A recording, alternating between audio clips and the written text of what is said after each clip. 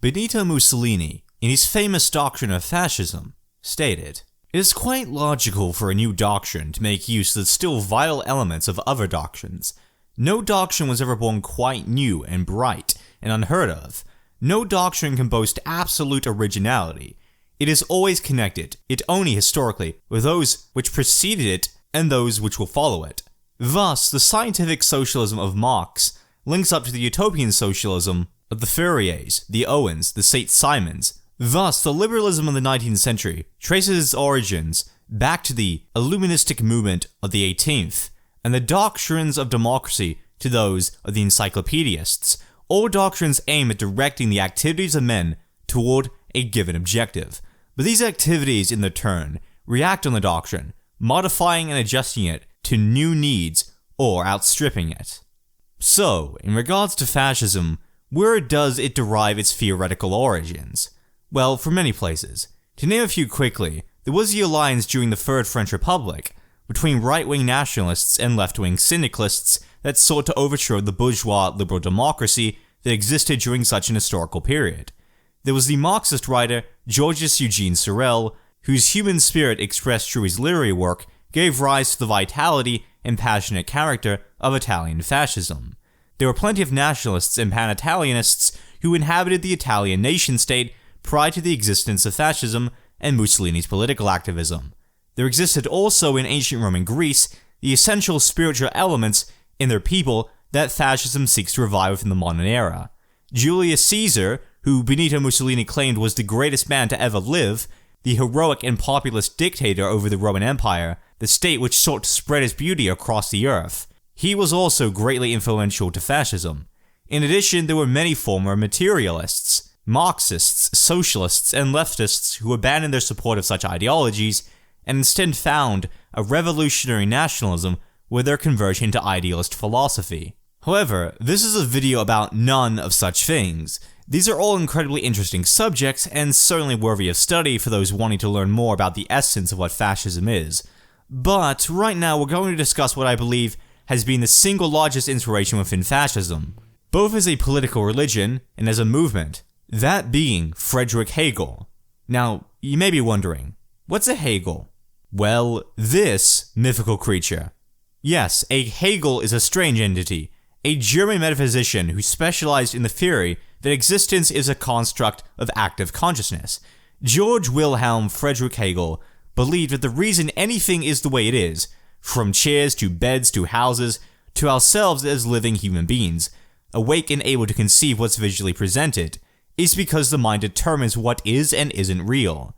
So for example, the only reason the keyboard I'm typing on right now to write this script is existent, part of my reality, is because I believe it exists, that I brought it into existence through the ability of my mind.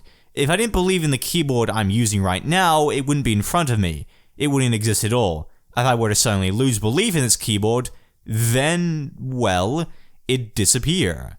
This is the same with all properties, and by extension, all other human beings. The world is mentally constructed, able to exist and continue its existence because we conceive it with our minds. If the mind were to become inactive, however, everything would vanish. This means that in order to sustain the current status of the world, to dwell, to progress, to regress, the activity of the mind must be constant. If one were to lose their ability to think, to conceive, to know, then the world would have stopped, because one weren't there to conceive it. To better understand Hegel's theory of mind, allow me to quote him. "The proposition that the finite is ideal constitutes idealism. The idealism of philosophy consists in nothing else than recognizing that the finite has no variable being.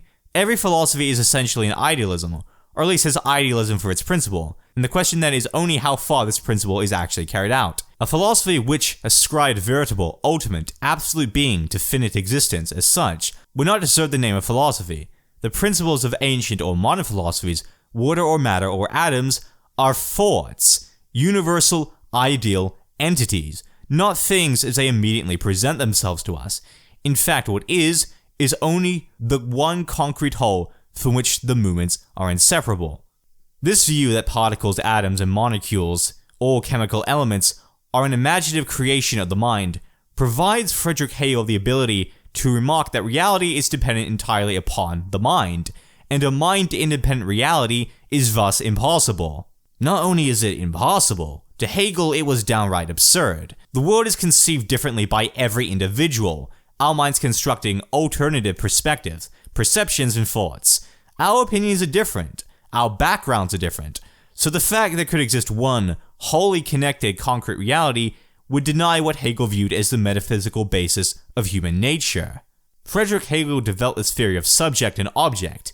The subject was the active consciousness, the mind, the one who conceives. Men and women, no matter their circumstances, as long as they have the ability to think and to interact cognitively with reality, find themselves as irrationally acting individuals due to a disconnected sense of reality.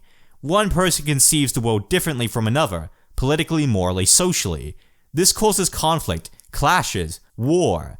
This diversity within our minds, it sets people apart, forcing them to seek out others who have a similar conception of what's real to them. In this view of metaphysics, there exists no self-regulation of human beings able to prevent mistakes, bad actions, and immorality from taking place. Some of the worst crimes in this world, throughout history, have been committed in the conception, from the perpetrator, their actions were somehow ethically just. What's to hold them together? Who's to hold them together? And make sure society has an adequate level of social order? Well, we'll get to that shortly with Hegel's vision of the spiritual state. The subject is the one who conceives the object. An object, in the Hegelian sense, is material appearing property or subject of interest that exists due to one's conception of it, their belief in its existence. You may conceive characters within a fantasy story as being fictional characters, just that and nothing more. This does nothing to bring them into existence because one actively recognizes they're not real. But if one were to generally conceive them as existent and part of what we refer to as the physical world, then they're real. They've been real all along, but only because someone was willing to believe in them, likely as a result of their faith and devotion to them. The object, because it exists only so far as it's able to be conceived, is dependent upon the subject who conceives. Because there exists no material reality in Hegel's view, this means that the subject and object are one and the same. If the subject weren't believing in the existence and manifestation of the object, it wouldn't have been brought into existence. It wouldn't exist at any point in time. Time and space, too, are a construct of the mind by the principles of idealism. Matter exists only so far as we conceive it, the idealists claim, and therefore is not the foundation for realizing truth or myth. The nature of the mind, when focused on an object, is giving meaning to whichever property or political notion being examined, just as long as it's examined and not forgotten. So let's put this into perspective so that everything can make calm, clear sense. Reality is entirely dependent, not independent, on the activity of the mind, and the belief in whatever is being conceived as real, not merely a figment of the mind, but is concrete, absolute. Therefore, as a natural consequence of this thought, the object is no different from the subject, and is in fact part of the subject, because without the subject, the object wouldn't exist. It can only exist because it's being conceived, and it obviously needs a subject for that. For ages, there's been this question asked to collectivists: how do you determine groups exist? What makes a group exist? If 10 people sit in a room together, had they become any different from when they were apart, separate? And now, the supporters and theoreticians of collectivism can respond with, if individuals can see themselves as a group, they've become a legitimate collective. Since there's no matter which points to the existence of groups, observing that there's no biological difference between one individual roaming the planet on their own, their inherent genetics, from when they're accompanied by others, as you know, nothing about them physically alters, no matter who they've surrounded themselves with, Hegelians and fascists need only to point to the idealist explanation of the universe and of united collectives, not the materialist view. Within materialism, groups cannot exist because only individuals, organically disconnected from one another, unless literally together stitched into a blob of flesh, can be identified as real. No matter implies that one person is the extension of another, the will and consciousness of another. Because objects cannot exist without our consciousness, this naturally applies to fellow human beings, to insects, to birds, to fish, to animals. They all exist because we concede them to. Their existence would vanish if we were to vanish, and not in the material sense. Our conception, our mind, would vanish, and therefore theirs too. I only exist because people can conceive me, and they only exist because I can conceive them. Therefore, we're just an extension of one another, and would fade away if we didn't have others to make us reality, joined together by an immaterial, entirely spiritual force. That spirit comprises a people, a demographic, a collection of intimately merged tribals or nationals who share a common goal, characteristics of faith and vigor. If we didn't believe in ourselves, our spiritual people, we would cease to exist. Groups may exist under idealism, but only so long as we believe in them, and we attach a certain moral sentiment to them that distinguishes them from others. The term fasces refers to a tied-together bundle of wooden rods, united in solidarity and strengthened unity. Alone, each is a mere stick. Without others around, a stick is almost useless, has very little value. But, when tied together, when made whole, because the person putting them together believes in their formation, is able to conceive the sticks as existing now as one, not independent of one another, but entirely dependent and devoted to one another, the wooden rod now possesses a powerful spirit, one that transcends the empty space of individualism, and is able to realize its unique, beautiful qualities and character.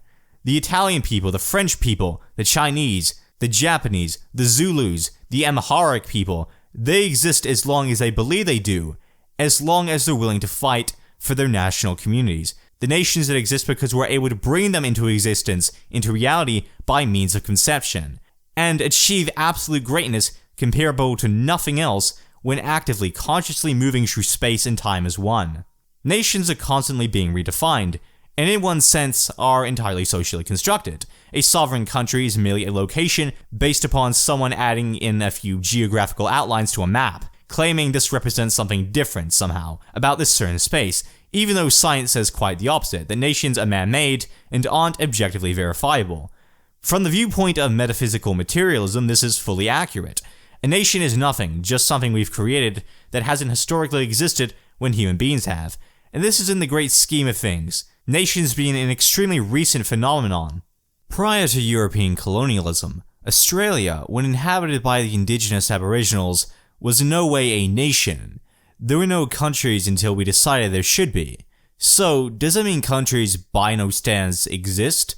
Well, materially, no. But spiritually, however, idealism tells a different story. If we conceive a nation as existing, whether or not matter is present, and no matter can be found to show evidence of countries existing, then, and only then, can a nation exist. Australia, as I've mentioned, isn't real, and even within the view of idealism, isn't real either. That's because, even though we can be fooled into believing it exists, there's nothing that truly binds Australians together. As someone who inhabits this desert island, the vast majority of our culture and influence has come from America and Britain. We've never developed a unique identity of our own, largely due to the unfortunate conditions of multiculturalism that are present here. There is no Australian culture, no interesting history for Australia. Therefore, because Australians have been given no justification for why they should believe in themselves as a nation, as there exists no basis for a spiritual essence given to our country, we don't exist. Both materialism and idealism agree upon this point.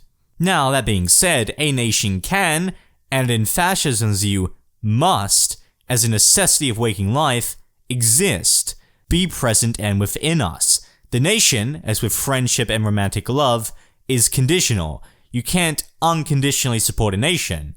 Asking this to fascists, would you support a nation that promotes miscegenation, multiculturalism, modernity, and the promotion of degeneracy? Would you support a nation that cares more for private property than traditional values, than culture, than human life and religion?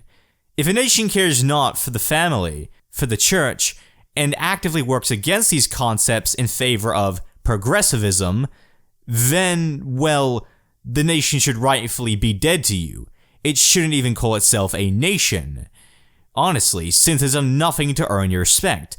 To lay claim to one's nation as superior to all the other elements of life, and feel a sense of pride being part of it, yet turn around and say that all nations are equal, and that it's okay other nations have been consumed by decadence and a hatred of preserving tradition, it's not to generally love one's nation at all.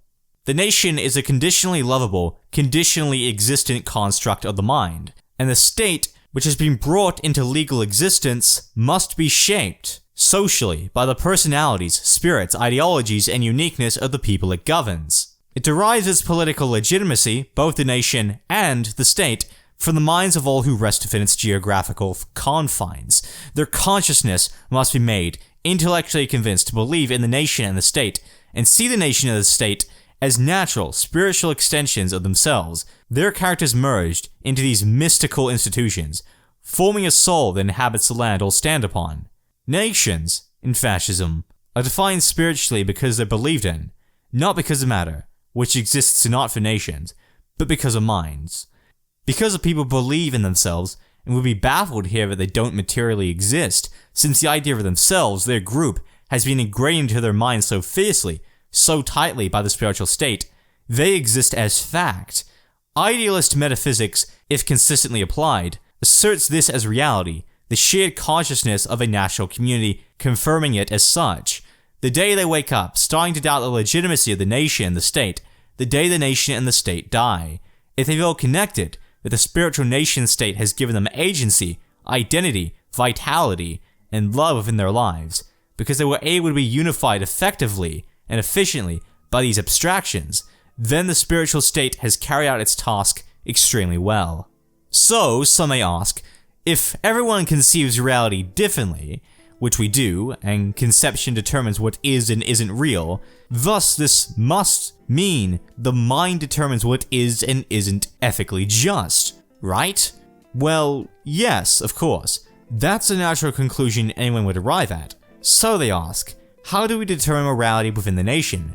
Who sets such a policy if everyone conceives reality alternatively? And that's where the state comes in. The state is the organic entity, existing because of the collective it governs, that sets policy, that forms the law. Since the state is a representation of everyone's consciousness, the deuce, the supreme dictator of the fascist state, it allows the will of the people by shrouding itself upon its throne, a throne of popularism. The deuce speaks to the people, their popular interests and concerns with the future of their nation taken into serious account.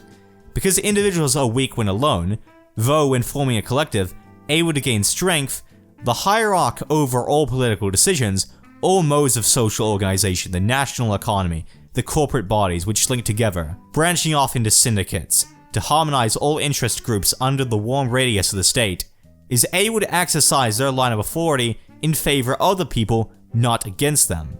The deuce is the person who stops you from hurting yourself, from making all the bad decisions you would if no one were to stop you. The deuce, as an extension of yourself, is only real because you concede them, is the fullest, most romantic and heroic version of yourself, the best version of you there is. They force you to behave the way you've always wanted to behave, to become assertive, take risks, live life like a lion to its fullest, and take pride in one's labor and family, to embrace the radical traditionalism and cultural values spiritually inherent to one's nation, its mythological history. Because everything legitimate can only exist within the state, just as everything legitimate can only exist within the mind. The head of the fascist state is absolute, just as our conception is. They act as the will of all consciousness, binding us together as one, to stand strong as a national community, historically and geographically defined, and decide as the populist representative of the people what's best for us, what should and shouldn't be legal, and what shall be criminalized. The fascist turns not to matter to determine morality, for there is no matter regarding morality. Instead, they turn to the ideal, the moral sentimentalist sphere of governance, the head of state, someone who's responsible to the people because they're a person of dignity and law. They're the one consciousness deciding what's right and wrong, a visible figment of everyone's existence. Because of this, one can claim that the system of governments fascism utilizes, because the deuce is the embodiment of the people's conception of life as a constantly struggling and active essence, is, in an abstract sense, democratic. Yes, autocracy, if it is idealist, forms a strange variant of democracy, since the will of the deuce is the spiritual will of the people, only realized as opposed to asleep. For many, maybe most, of a nation's people don't know what's best for them, don't know what's right for them, but if made to move, to act by a centralized force, they become so much happier, so much more dignified and formal, able to become fuller, more fleshed out versions of themselves.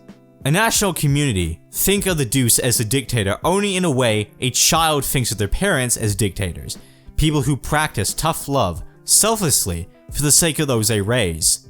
If one were to look at it, a nation's children were once seeds from the soil, watered and fertilized by a gardener who desired to bring them to life, to grant them a physical appearance on this earth. Once they grew up, they were unable to move on their own, and could only be transformed from time to place by their caretaker. If the seeds were never watered, or ceased to be supported by someone of a greater height, they die out with the blazing sun. A child's parents think of them with love and kindness when they prohibit certain behaviors they see as damaging to their child, physically and emotionally harmful to their ethical and maturity-related development as a human being, from child to adult and later to their elderly years. Parents may prevent their child from doing certain things, but it's always out of an affection for them, since they never even think of doing the same for strangers or other parents' children, because the child is theirs, because they decide to raise them for the very act of taking care of them. They want them to live a happy and wonderful life, and part of that, a serious element of parenting, is being able to restrict the activities of their offspring. When they grow older, they're going to have more control and opportunity, but within their early years, living in their parents' house, they're denied certain freedoms so they can, in one sense, be free.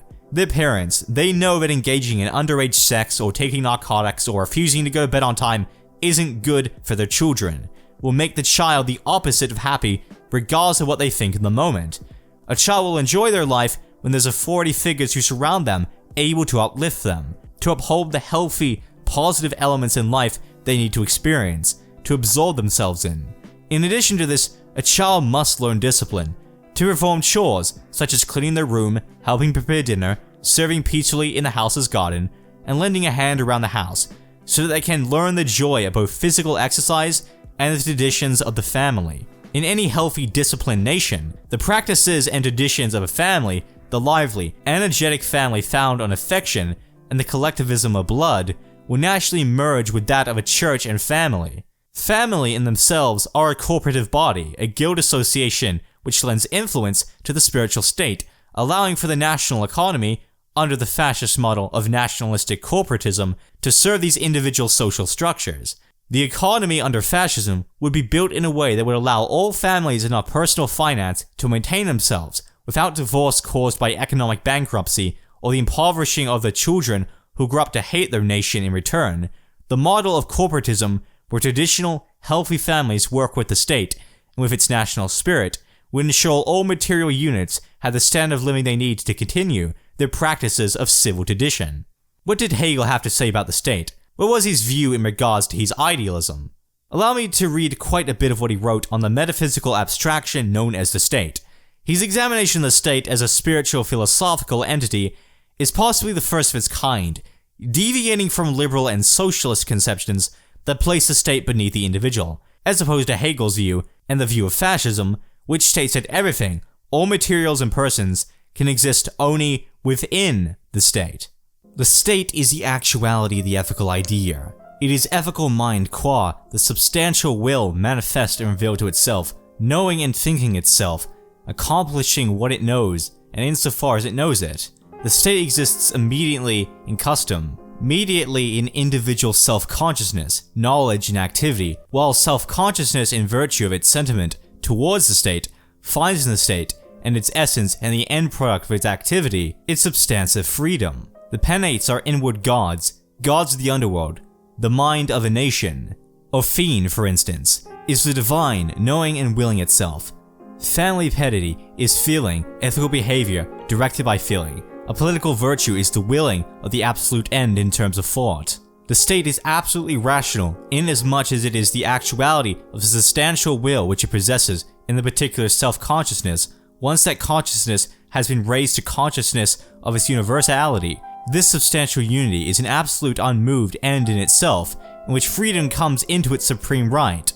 On the other hand, this final end has supreme right against the individual, whose supreme duty is to be a member of the state. If the state is confused with civil society, and if its specific end is laid down as the security and protection of property and personal freedom, then the interest of the individuals, as such, becomes the ultimate end of their association.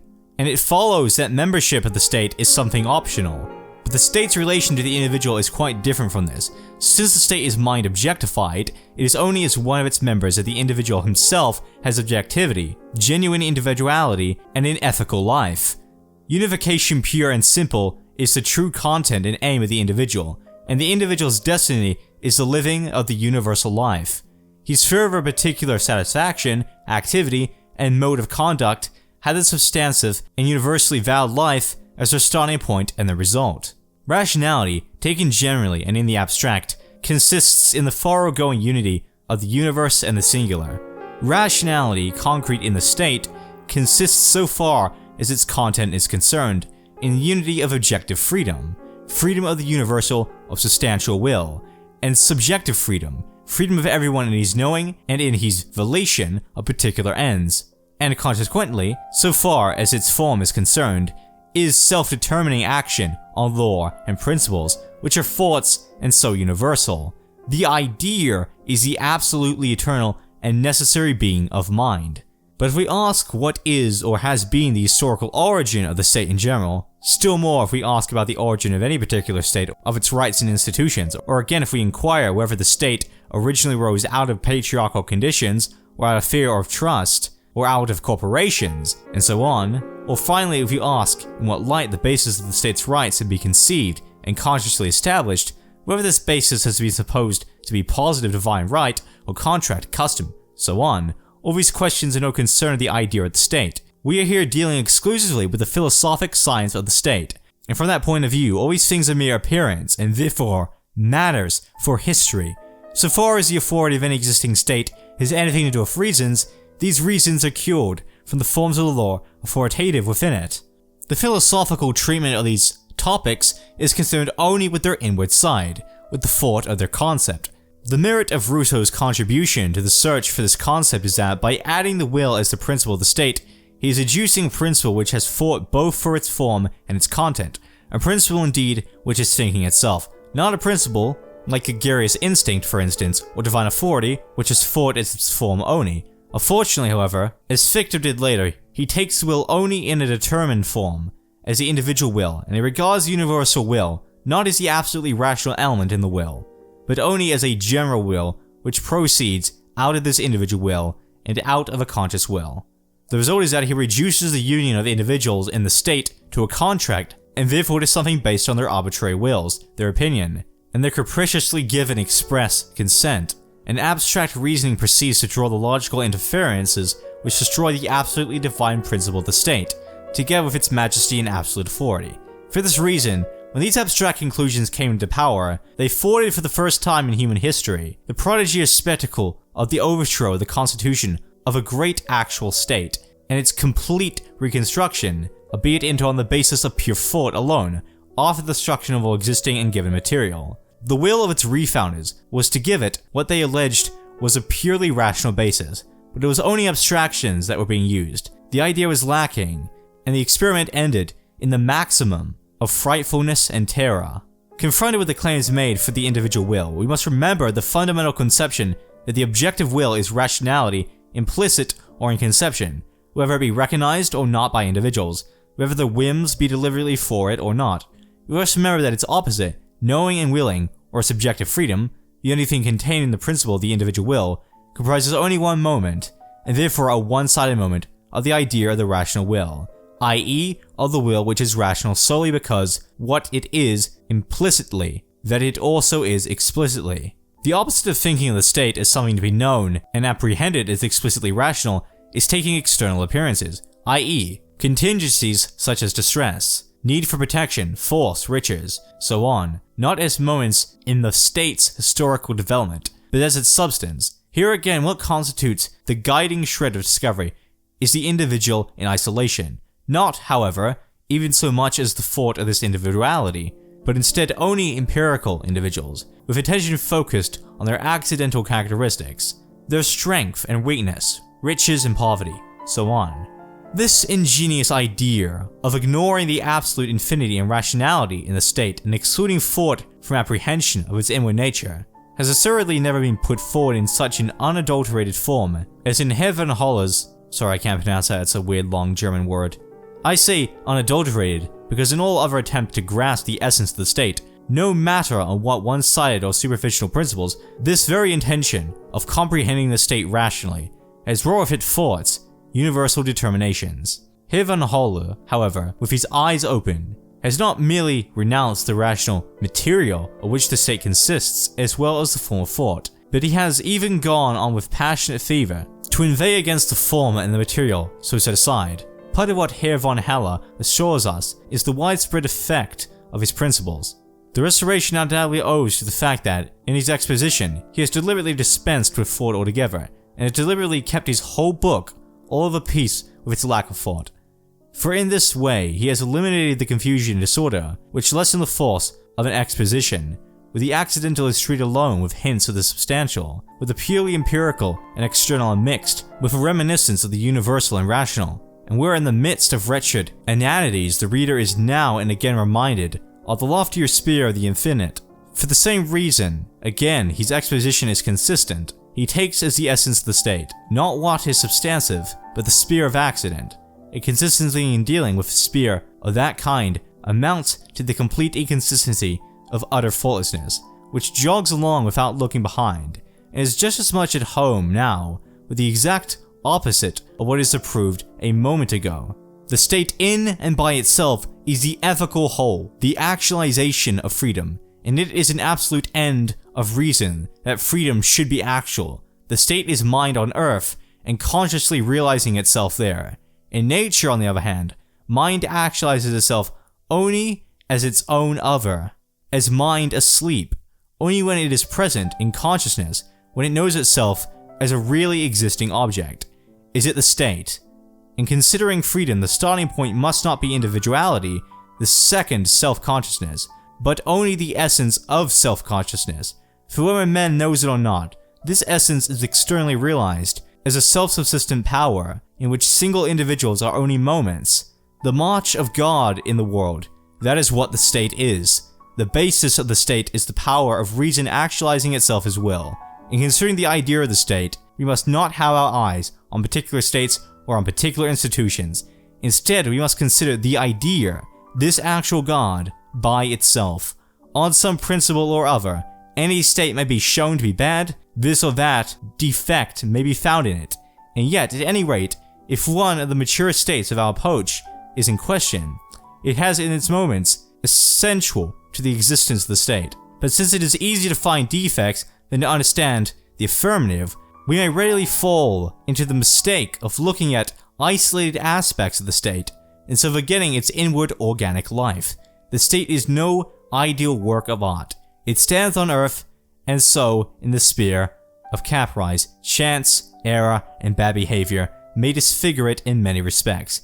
But the ugliest of man, or a criminal, or invalid, or a cripple, it's still always a living man. The affirmative life subsists despite his defects, and it is this affirmative factor which is our theme here. So Hegel's saying the state is flawed, but it's the best system we have, it's the best kind of social organization. And contrary to the view of those who support democracy, claiming that's the best system or the least evil system, it's the opposite way for Hegel. Hegel sees faults in the state, of course. The fascist today knows that the state they live under, the liberal state, is not their state. It doesn't represent them. But compared to no state, and especially with the opportunity of shaping a spiritual nationalist dictatorship, that opportunity always possible through revolutionary nationalism, the state is the best answer to controlling people and ushering in a perfect, brilliant social order. The state in its actuality is essentially an individual state, and beyond that, a particular state. Individuality is to be distinguished from particularity. The former is a moment in the very idea of the state, while the latter belongs to history. States as such are independent of one another, and therefore the relation to one another can only be an external one, so that there must be a third thing standing above them to bind them together. Now this third thing is the mind, which gives itself actuality in world history and is the absolute judge of states. Several states may form an alliance to be a sort of court with jurisdiction over others. There may be confederations of states, like the Holy Alliance for example, but these are always relative, only and restricted, like perpetual peace. The one and only absolute judge, which makes itself authoritative against the particular and at all ends, is the absolute mind, which manifests itself in the history of the world, is the universal, and as the genesis, there operative. For Hegel, the absolute state, as the will of God, is the riddle of history solved, and it knows itself to be the solution. The end to all social troubles, to all woes under feudal and capitalist society, to all suffering and cultural decadence, to everything vicious discovered in the modern world, is through the power that is the state.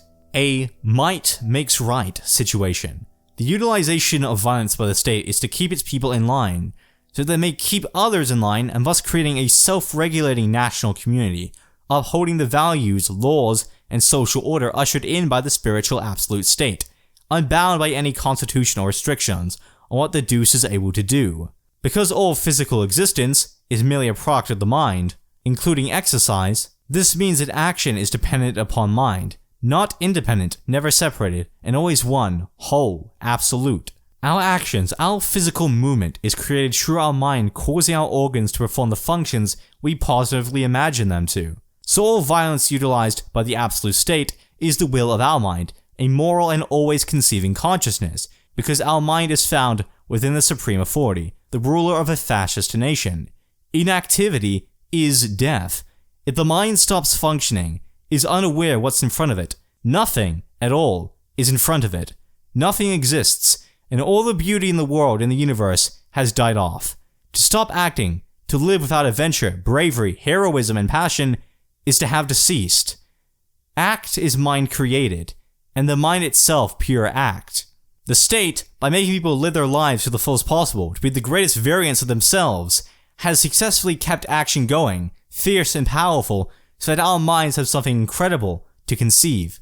Within the state, Hegel formulated another theoretical view, that of corporative bodies performing their roles within a system of vertical governments. Corporatism, which is a very relevant element of fascism, is the ideology advocating that society should be broken up into corporate groups, individually their own living organisms, which specialize in certain fields of labor, study, or entertainment. For example, what existed in medieval Europe with the guild system, craftsmen and merchants having established their own collective associations, where they were provided for by their community, and in return fulfilled their end of the bargain, giving back by means of their labor the materials they were granted. A school is a guild association because it brings children, students, into one shared space where they're taught certain fields of education of the world surrounding them. In the theory of corporatism, interest groups would either have their own organizations to represent them, becoming stronger through numbers, or such interest groups would directly be incorporated into the absolute state.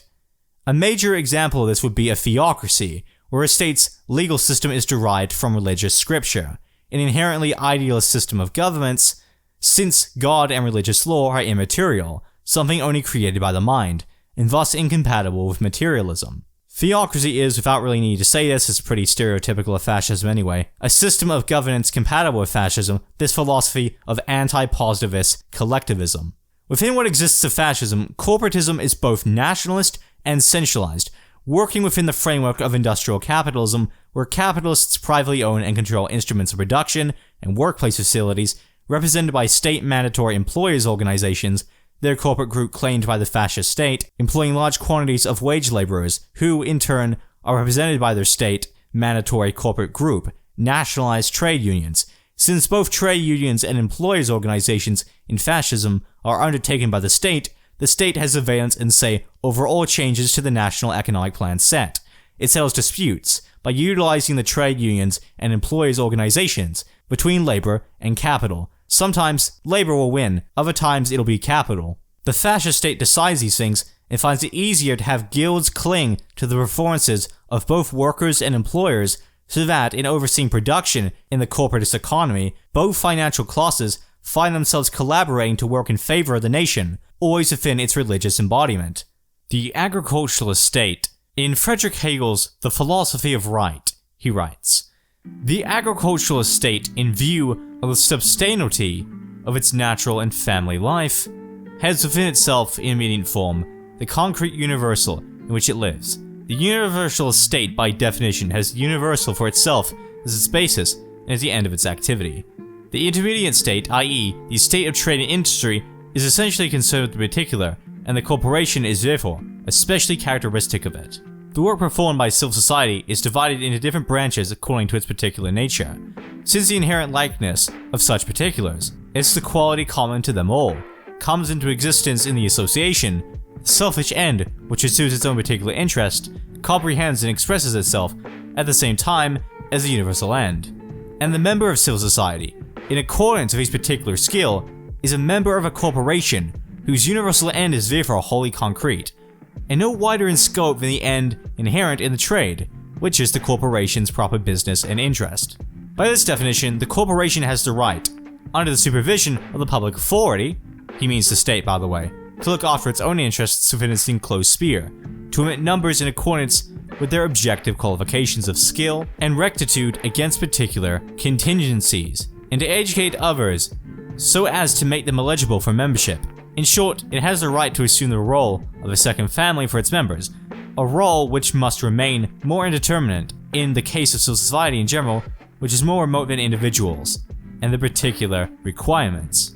The tradesman is distinct from the day laborer, as he is from someone who is prepared to perform an occasional contingent service. The former, who is or wishes to become a master, is a member of an association not for occasional contingent gain, but for the whole range and universality of his particular livelihood.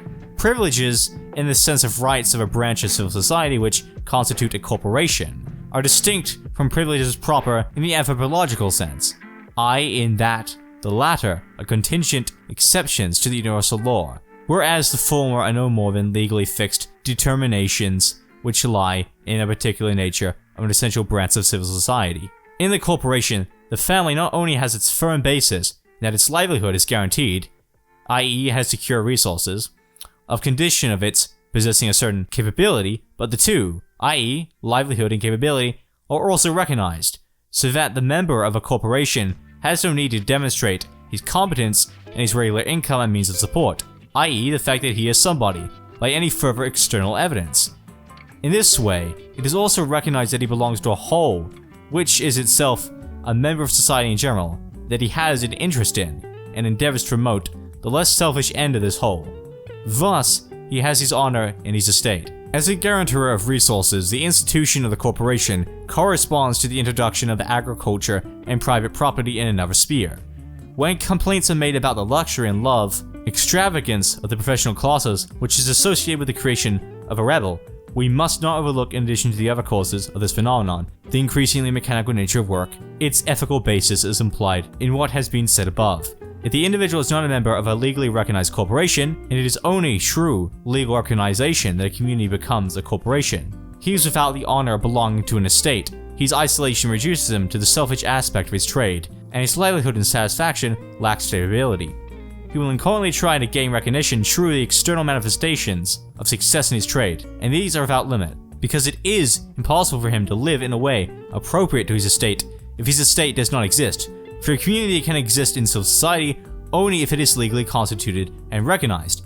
Hence, no way of life of a more general kind appropriate to such an estate can be devised without the corporation. The help which poverty receives loses the contingent and unjustly humiliating character, and wealth, in fulfilling the duty it owes to its association, loses the ability to provoke arrogance in its possessor and envy in others.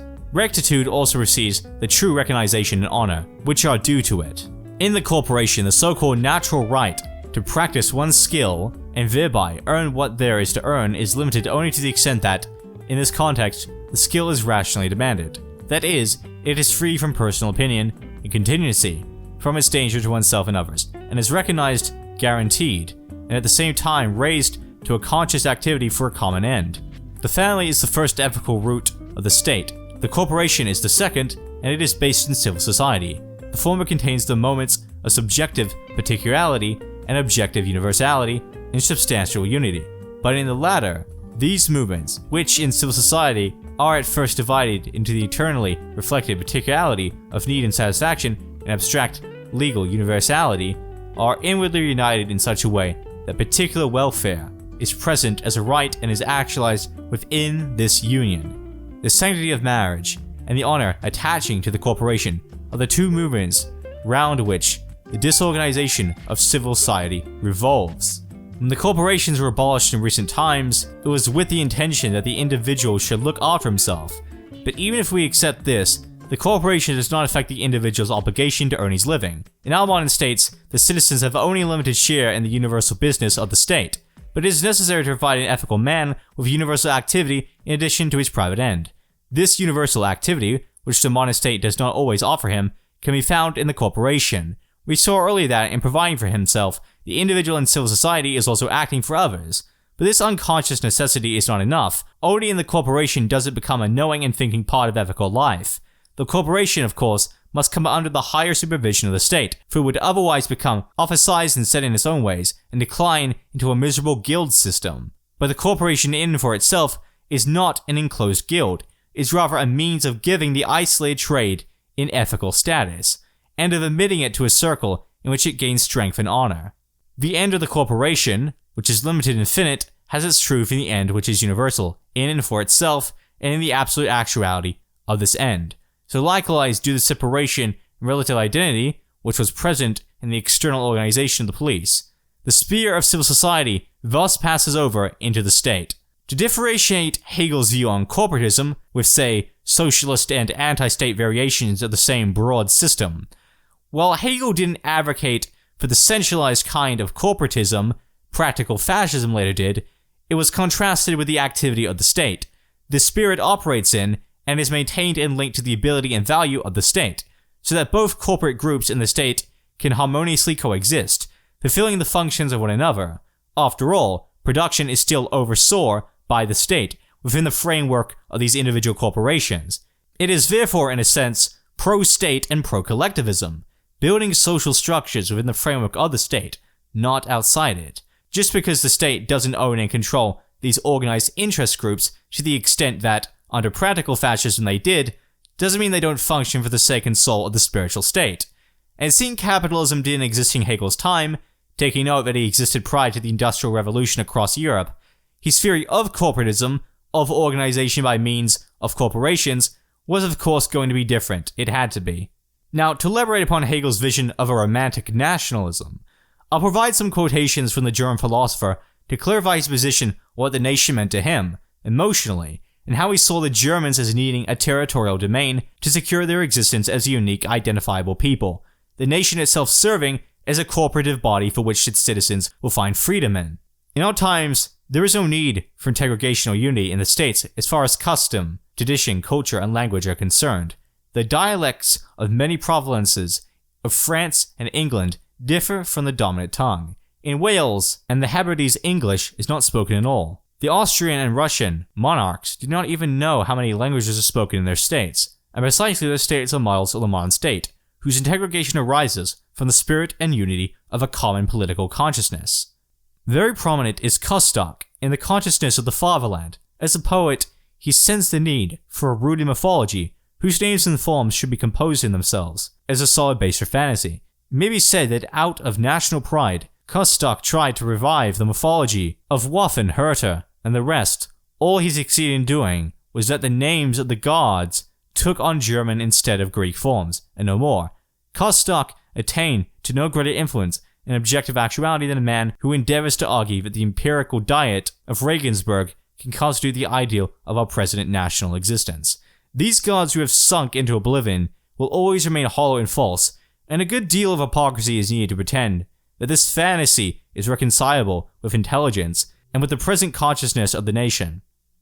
Similarly, so long as the Jewish state found spirit and strength enough in itself for the maintenance of its independence, the Jews seldom, or, as many held, never had recourse to the expectations of a Messiah. Not until they were subjugated by foreign nations, not until they had a sense of their importance and weakness, do we find them borrowing in the sacred books for a consolation of that kind. Then, when they were offered a Messiah who did not fulfill their political expectations, thought it was worth toiling to ensure that their state should still remain a state. A nation, to which this is a matter of indifference, will soon cease to become a nation.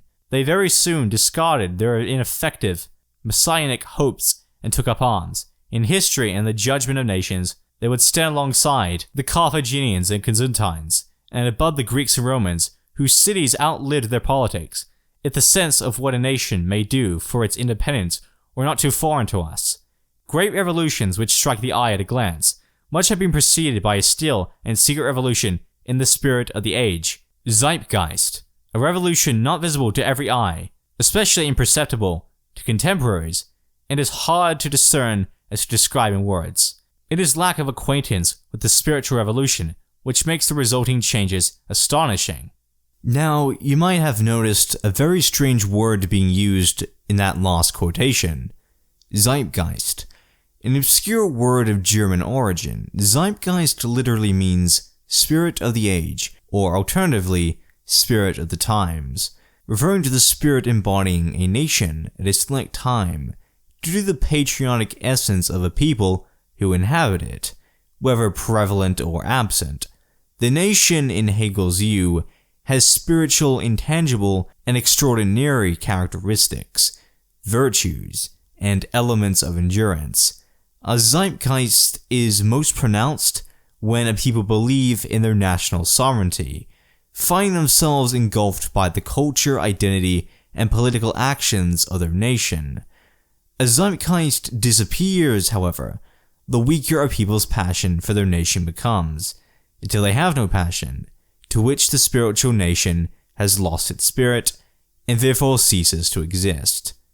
The way a fascist may recommend getting a people involved and caring for their nation is by means of myth-making. The myth must be honest, endearing, and representing the inherent national character of a country, the country in question.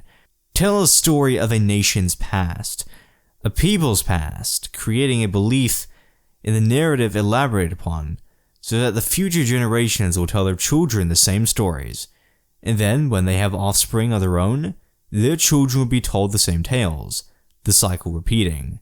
This is what sustains religious faiths, gives folklore the life it has today, and adds an internal essence to the idea of nations. Another word, Volksgeist, also used by Hegel in his writing, means national spirit, the spiritual wave a nation swims. A shorter version of this is simply Volk, a word that was often used by Adolf Hitler to refer to Germanic people in racial terms. Romantic nationalism holds that a nation should derive its personality and traits from the people it lays governance over, much like how the dictator of a fascist state is representative of the will, spirits, and hearts of their people. This could be on the basis of ethnicity, culture, religion, language, or ideology. In Hegel's case, the national spirit of the German people was to come and go. But when it arrived, inhabiting Germans, they could feel deep, sentimental forces within their nation. It struck hard, creating new men and women out of their former selves, allowing for extreme patriotism, traditionalism, and national heroism to take hold of their beating flesh and blood hearts. Hegel, being a religious theist and idealist, and allowing this ideological background to influence his views on politics, gave wholeness to the nation, the state, and the corporative associations which acted between them. The nation was defined in romantic terms and the state residing as an absolute entity. Because of this, the nation exists within the state, for the state is able to give life to animate, or immaterial properties and social constructions that would have been completely ignored, if nationalism didn't rise up and claim such inventions as possessing a cute spiritual character.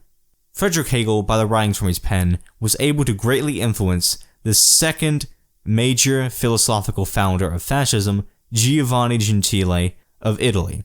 Giovanni's views on the state, nation, and on metaphysics, alongside how idealism is applied to political organization, is perfectly in line with that of Hegel's beliefs. Being a right-wing Hegelian, Giovanni Gentile came to oppose the materialism advocated by Karl Marx and his ideological followers, instead believing that all life and existence is immaterial, a product of the mind, and thus cannot be explained in environmental determinist terms, as one would have with the philosophies of Marx, historical and dialectical materialism. Giovanni's theory of actual idealism, that being the ontology of idealism applied to politics and the human spirit, is best described as a synonym for fascism. Fascism, alternatively called actual idealism, is simply, in the most simple terms and basic principles, the application of this ontological idealism to the political sphere, the method of governance, and to spiritual internal matters, resulting in the upholding of a palingenetic nation-state whose positive attraction transcends the material realm.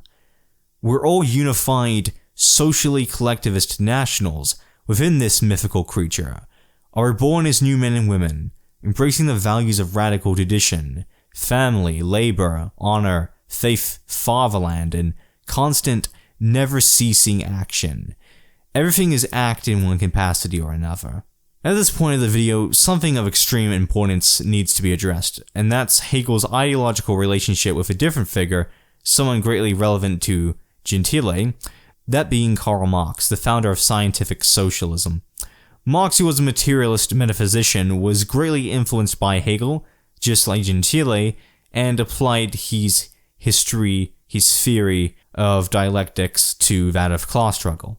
Hegelian dialectics asserts that arguments, heated conversations, and all manner of controversy span the course of three identifiable stages. Thesis, a statement or opinionated position which gives rise to a response. Antithesis, a counterclaim or counter-argument against the thesis. And finally, the synthesis, where a conclusion has been reached, typically a compromise. In Karl Marx's materialist view of history, and the means of production and exchange which have developed and evolved with every changing range of environments, the socialist puts forth their thesis. They want to own the instruments that allow for labor to commence, first by having possession over them, and due to this, shall be able to exercise physical energy upon such property independent of a master, someone who forces a worker to labor for them, and not for the worker's own individual autonomy. The socialist is asking for self-management within the confines of their work, to have the ability to choose how they work and the surrounding conditions of the work. If socialism were to replace capitalism, wage labor would cease to exist, and all physically existing individuals would become self-employed, either working in one-person firms or managing production cooperatively in an economic democracy.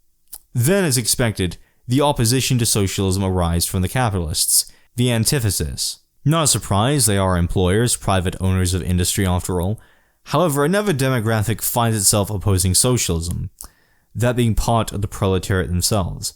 Marx and Engels point out this is the creation of a false consciousness, a misguided belief manufactured by bourgeois society to indoctrinate the workers into disobeying their own class, to believe their oppression is justified or non-existent. Then, at last, arrives the synthesis. Marx concludes that the proletariat needs proletarian, not bourgeois, environments in order to foster a healthier perception of their class, and to be awakened to the light of class consciousness. The end conclusion is that, within the sociological field of environmental determinism, false consciousness is incredibly easy to spread when the capitalist state isn't forcing itself upon the people from above.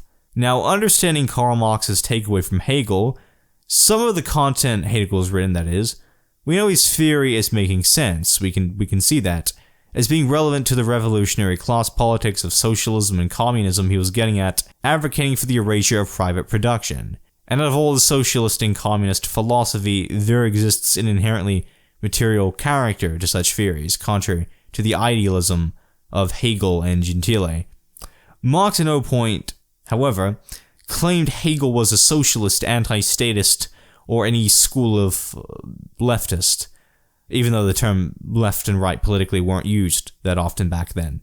Merely he took what he wanted, as fascists do frequently, and added it to his study of sociology. It's not Marx here who I have a problem with.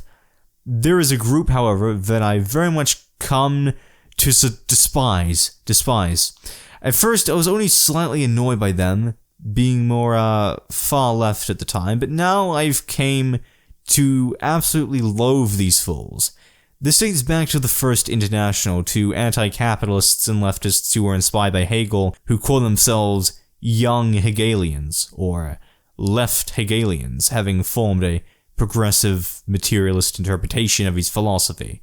Nowadays, young Hegelians are unfortunately far more prevalent than old Hegelians, also known as right Hegelians, still exist and continue to misinterpret Hegel's views. See, it's no exaggeration the left call anyone they disagree with fascists and Nazis. I've been viciously called a fascist and Nazi repeatedly by these idiots, even when I was less, warm to fascism. But here, most ironically, they are praising an actual fascist. And not just any fascist, mind you. Friedrich Hegel, out of all the theorists of fascism, can rightfully be stated to be the first theoretical fascist there is. Of course, as I've said near the beginning of this video, fascism dates all the way back to ancient Greece and Rome, but no one can properly be called a fascist from that point, merely that the human spirit of fascism was thick in their atmospheres. Hegel, however, was the first true philosopher of fascist metaphysics, and willing to apply such metaphysics to political organization and national spirit. His advocacy of the absolute state, national corporatism, and a romantic spiritual character given to an historical people to unite them by means of nation and tradition exists in contrast to anything the left ask for. If they advocate corporatism, it's outside of nations and outside of states. If they advocate giving an historical people a certain identity, it's only a proletarian one, or to anyone who isn't white, I guess. Young Hegelianism, if it's not referring to Marxist theory of the proletariat losing its change by means of a synthesis, which is agreeable in its approach to granting working people their natural rights, is at best merely inaccurate and ill-informed, not correct, but at worst, absolute worst, what I'm leaning towards is abysmal and disingenuous, a distortion of what Hegel believed, neglecting the vast impact Hegel had on the orthodox fascist movement and the abstraction that fascism was within his own mind. You can't simultaneously be a Hegelian and a leftist. Hegelian nationalism and spiritual statism would be lost within your formula. And to mention, there's other stuff leftists almost definitely wouldn't approve of from Hegel. His literal justification for economic inequality, seeing it as ethically acceptable, which certainly wasn't very socialistic, and his not so positive views towards racial Africans. Anyway, I think we can conclude the facts about Friedrich Hegel. For those wanting to study him further, the founder of fascism, there's a great literary publication I recommend for fascists, Hegel's Theory of the Modern State, a book by Slamo Avery. It covers Hegel's theory of the state and its relevance to his views on social issues, what we can learn in the modern day from this dialogue and various other interesting things. Certainly a pleasant, wonderful read. Definitely something you should look at if you want to know more about this. Oh, and one other thing, if you're watching this and you want other fascists to know about the true Hegel, not the false Hegel the political left often advertise, lie about, share this video far and wide, every platform it's able to reach fascists. Thanks for watching, and take good care.